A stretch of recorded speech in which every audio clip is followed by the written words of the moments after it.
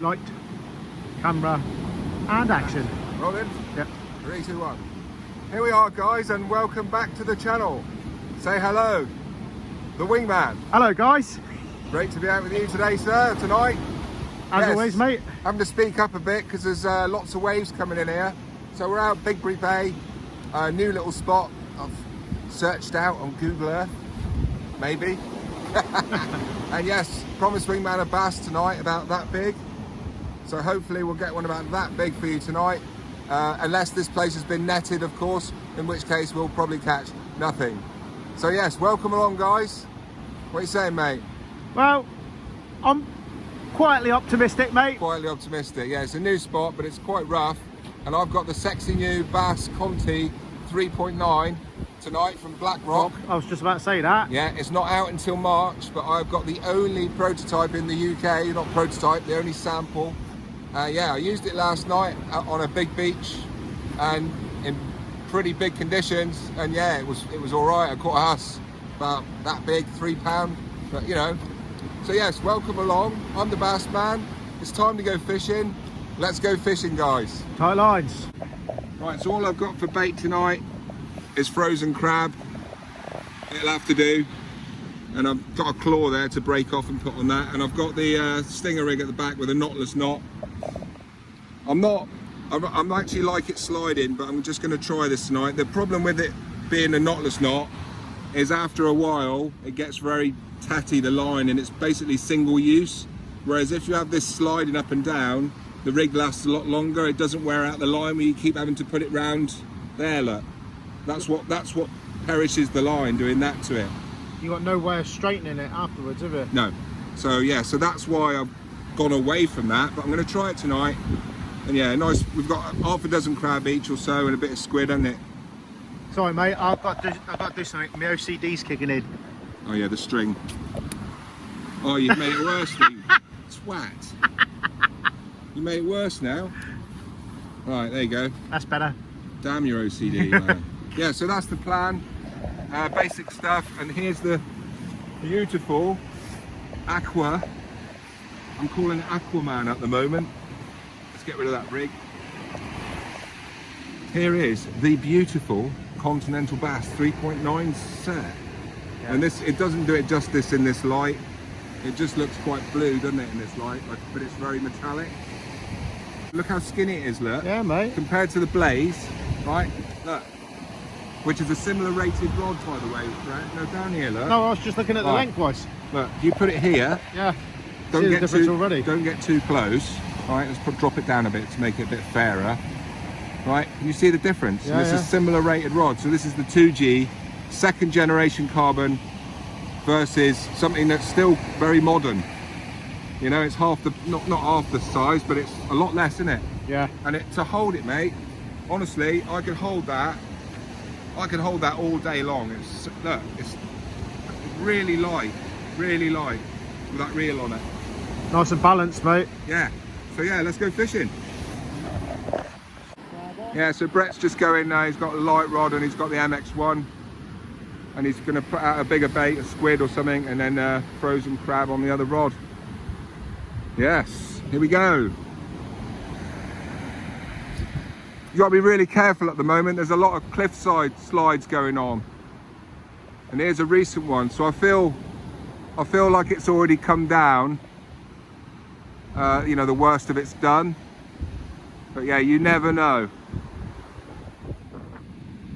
Here we are. Here's my plan B. Bit smelly.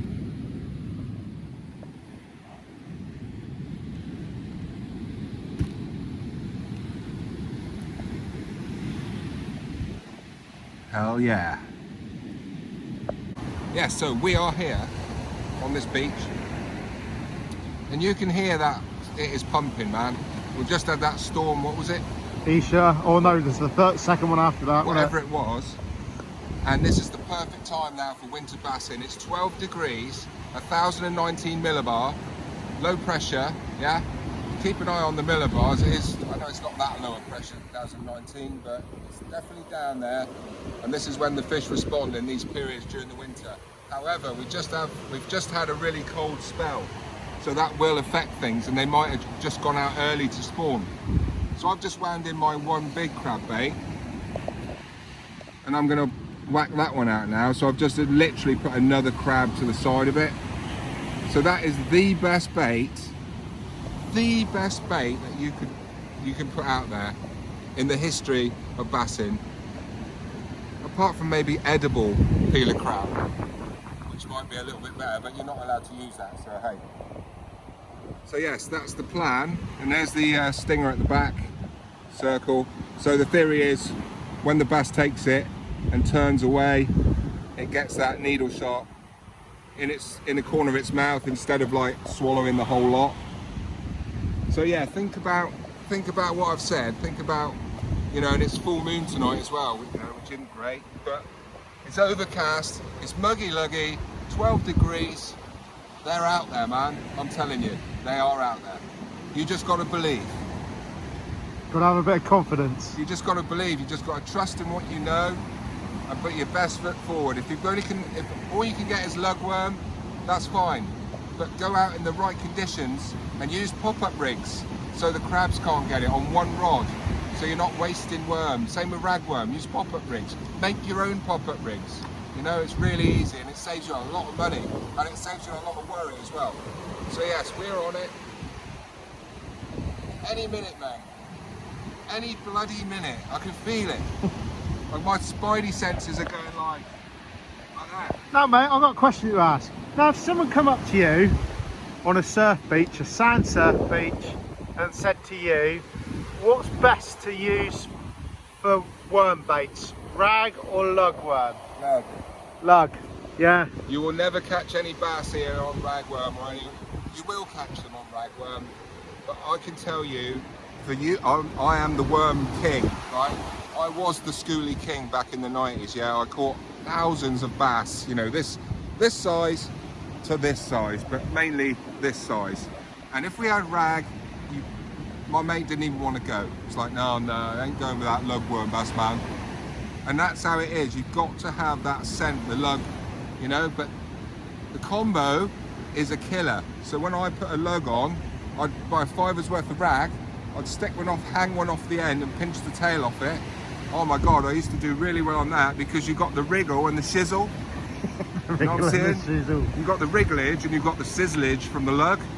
And that just really turns the fish on because obviously there's movement there and there's flavour. Smell of a fried steak, mate. Oh yeah, they're like, ooh, you know, like that. So yes, it's like perfect conditions, and if we don't get a bite, this place has been netted, guaranteed.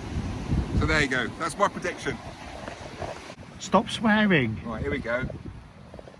Have you got enough soy sauce? Mate, I'm absolutely peed off because look at the size of it. It's like,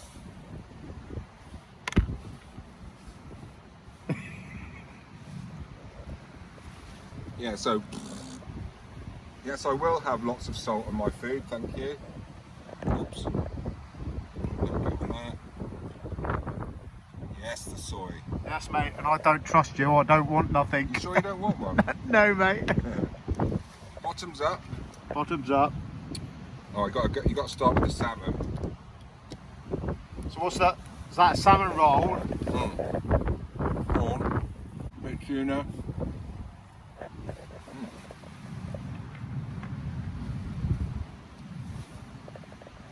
Very nice.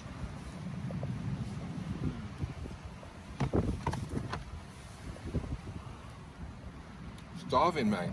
So what's that one then? Oh, just as you put it in your mouth. Wow.